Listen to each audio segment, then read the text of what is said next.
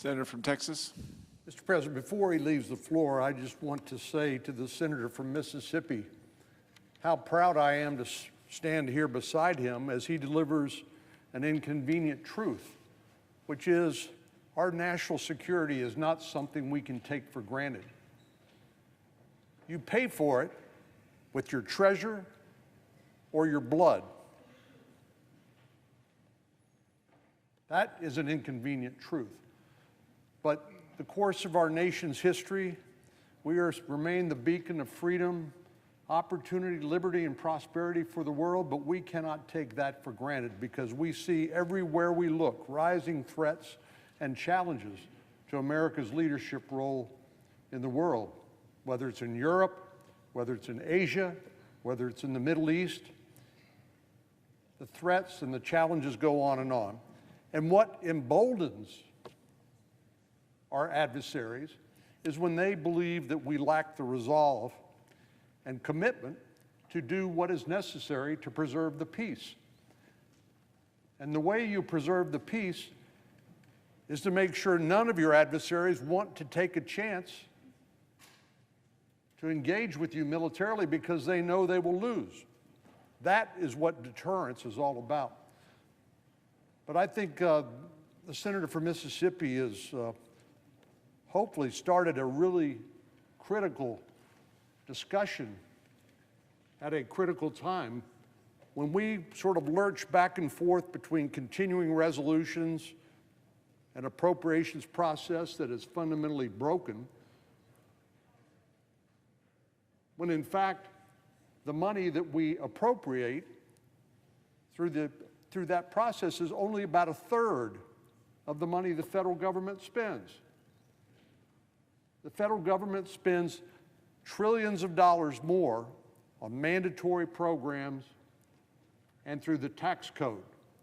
And we need to look at all of that spending, and we need to right-size our commitment to what should be our number one priority, which is the safety and security of the American people and our way of life, and to figure out what that means in terms of where the federal government spends money elsewhere. And it's a very, very important debate. We shouldn't be afraid of it.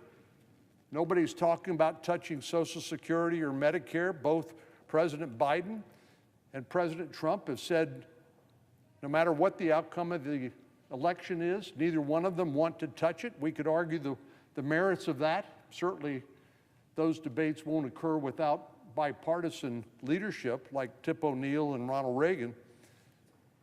But in the absence of our addressing those challenges, certainly there are other mandatory spending programs which are essentially on autopilot that grow at 7 or 8% a year that we can look at and say, does this still make sense? Maybe it made sense 10 or 20 years ago when that program was created, but maybe we ought to look at indexing the amount of money that we spend to inflation rather than just have an open-ended entitlement. And then there's the tax code.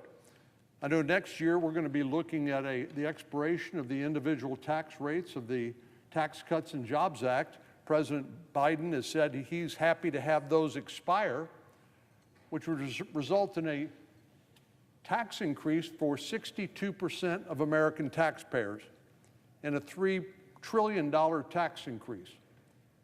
I know his staff came back later and said, no. He says he's not for raising taxes on anybody who makes less than $400,000 a year. But that's not what would happen if you let these tax rates expire next year. So we're on the precipice, I hope, of having a fundamental debate and decision about the future of our country. And it starts with the discussion about America's leadership role in maintaining the peace, because there is no other country in the world that can fill that gap. And we know that if that gap is created, that it will be filled likely by the Vladimir Putins and the President Xi's in China, of the mullahs in Tehran, and people like Kim Jong-un in North Korea. So I'll just conclude for now by saying I'm really profoundly grateful to our friend from Mississippi of having the courage and demonstrating the leadership to initiate this discussion. It could not be more important, and it could not be more urgent. Mr. President, let me turn to another crisis, and that is the one on our southern border. Since President Biden took office, U.S. Customs and Border Protection has recorded 7.8 million illegal crossings at the southern border. 7.8 million souls. Now, just to provide some context, in over 3 years, we've logged twice as many illegal border crossings as we did during full 8 years of the Obama administration. President Biden's been there about 3.5 years. President Obama was there 8 years. But President Biden has racked up double the number of illegal crossings in 3.5 years that occurred during President Obama's term in office. President Biden has neglected the border for so long, it's now much more than just a question about our immigration system. It's a serious national security threat. The southern border has become an open gateway for drug traffickers, terrorists, and criminals of all stripes to enter the United States and disperse through our communities all across this great land. And there's no question that this crisis was able to grow and expand because of the conscious policies of the Biden administration. In other words, this isn't an accident. This is not the result of negligence. This is intentional. In his first 100 days in office, President Biden issued more than 94 executive actions related to immigration, many of which were designed to overturn each one of President Trump's effective border policies. And we all see how that turned out. In the 3 years since, the Biden administration has taken hundreds of other executive actions that have made it easier, not harder, easier for people to cross the border illegally and remain in the United States. Now, with Election Day 5 months away, President Biden has taken a look at the polls and realized that the American people aren't happy with his open border policies. His poll numbers are in the tank. So the president did what I presume any politician would do, is launch a last-ditch effort to show, no, that's not where I am. That's not what I believe. That's not what we should do. But the fact is, nobody's going to be fooled by the actions the president took yesterday. It's a ploy. It's an election year stunt. It's a shell game. You pick your metaphor. Yesterday, President Biden issued a proclamation that would shut off access to the asylum system if the daily number of illegal border crossings reaches an average of 2,500. Well, if that makes sense, why wouldn't you do it with the first person coming across the border? Why would you say 2,500 a day are welcome to come into the country, no questions asked? But there are a few points the American people need to understand. One, as I said, the president's effectively saying it's okay for 2,499 border crossings per day. That's okay.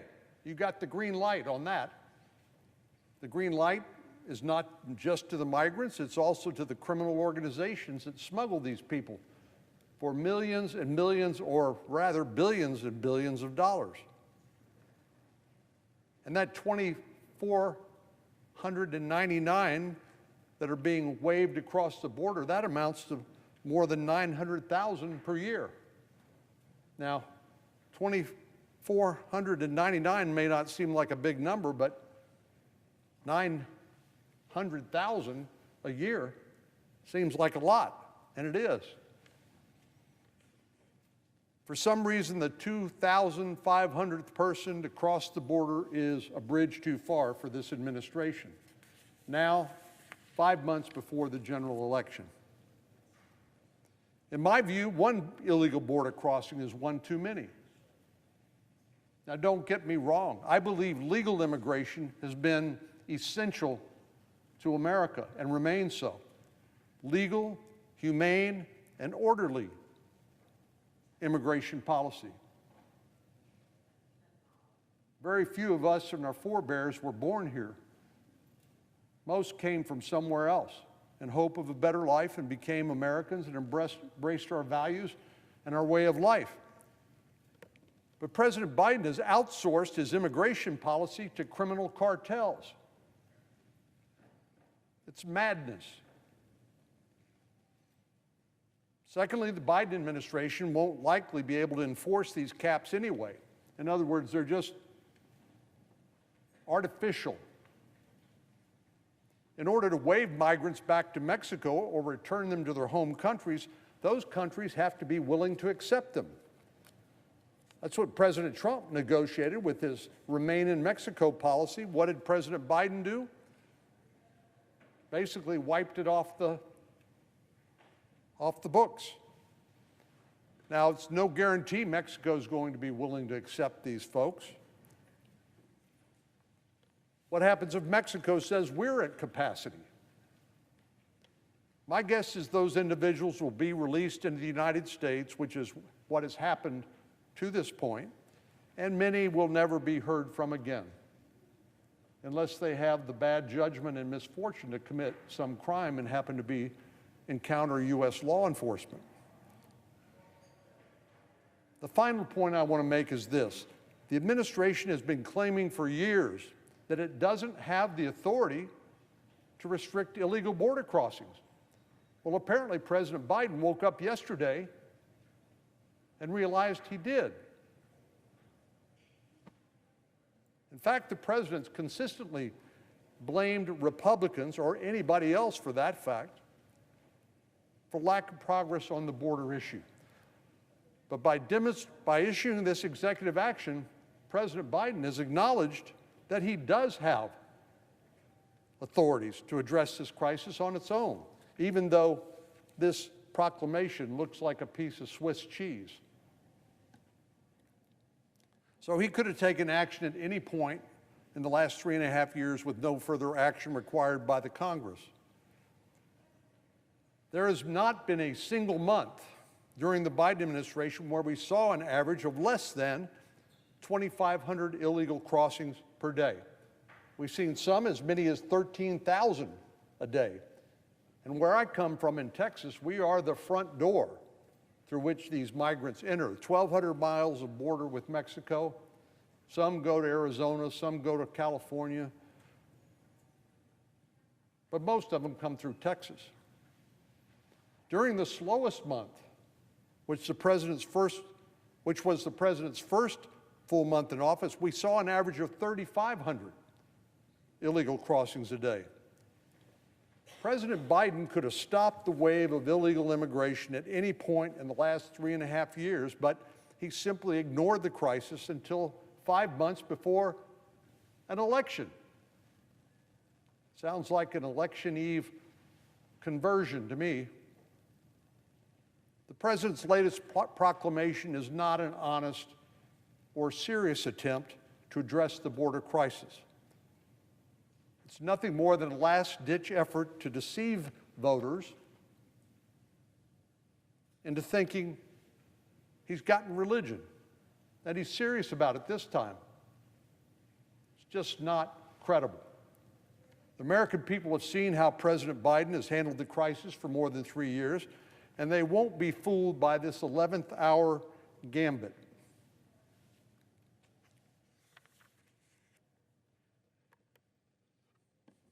Mr. President, finally, let me just say a word about how we are conducting business here in the United States Senate.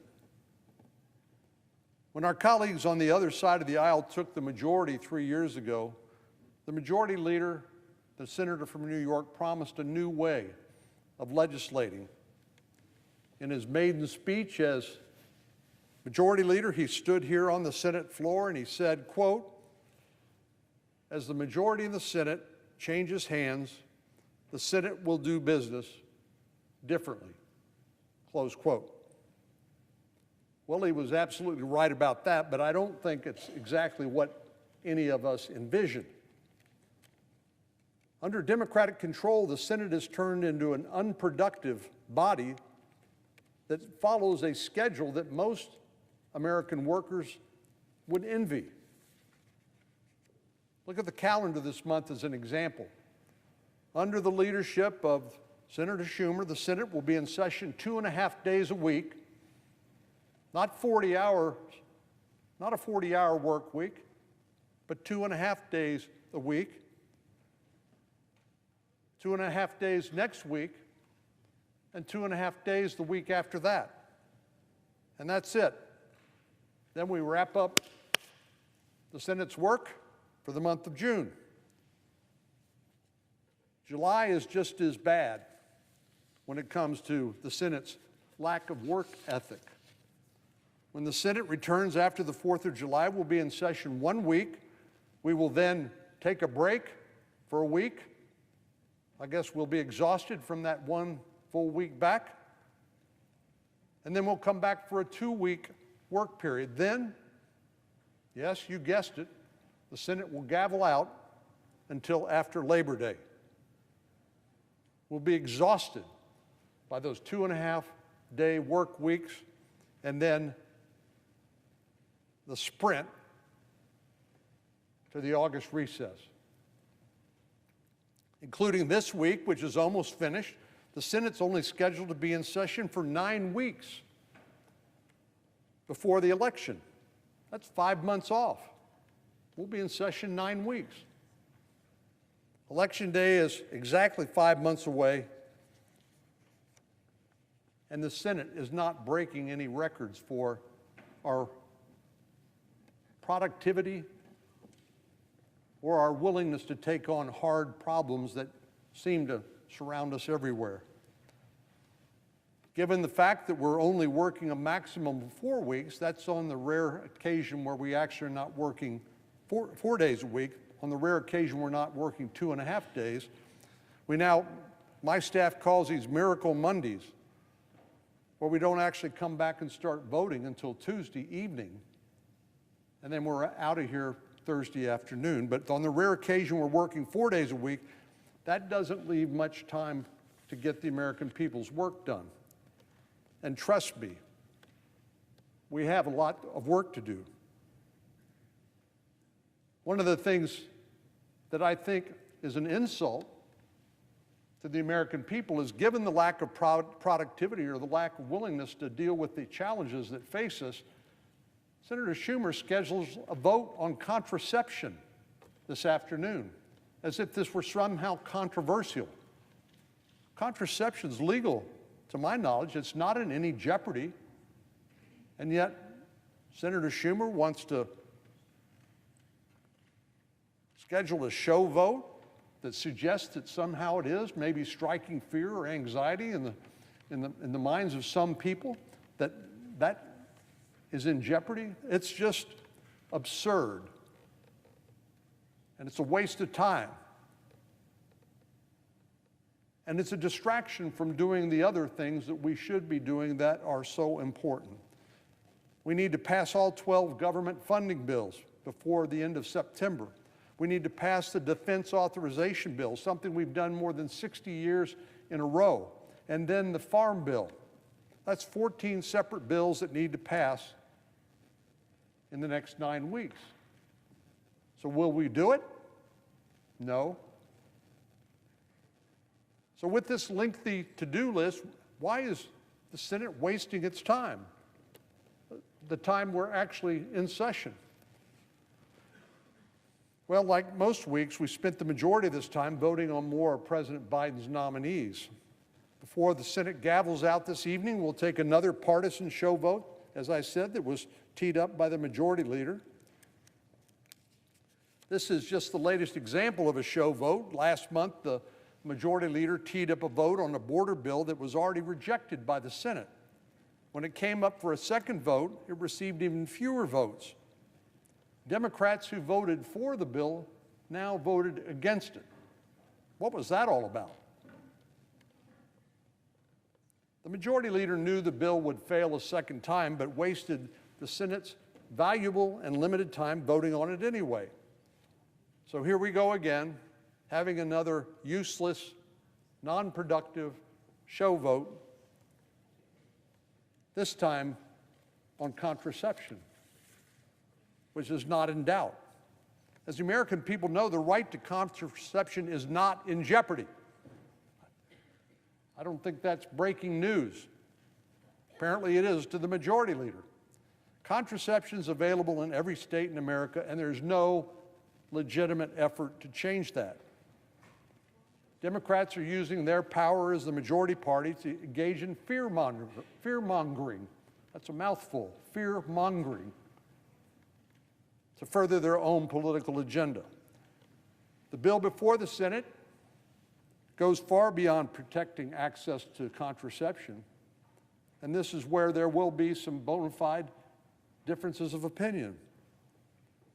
It would force health care providers to provide abortion drugs regardless of any religious objections.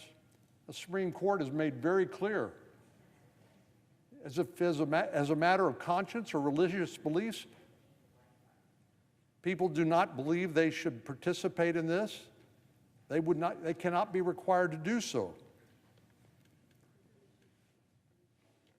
Well, this bill is a wolf in sheep's clothing. It's actually a pro-abortion bill designed as a pro-women's health bill. And it's designed to keep the issue of reproductive rights top of mind, so you forget about the crisis at the border, so you forget about the threats to our national security around the world. Given the Senate's long to-do list, I think there's a better way to spend the chamber's time. 2.5-day work weeks, truncated work periods, the time we've wasted here on nominees and political show votes. This is no way to run the Senate.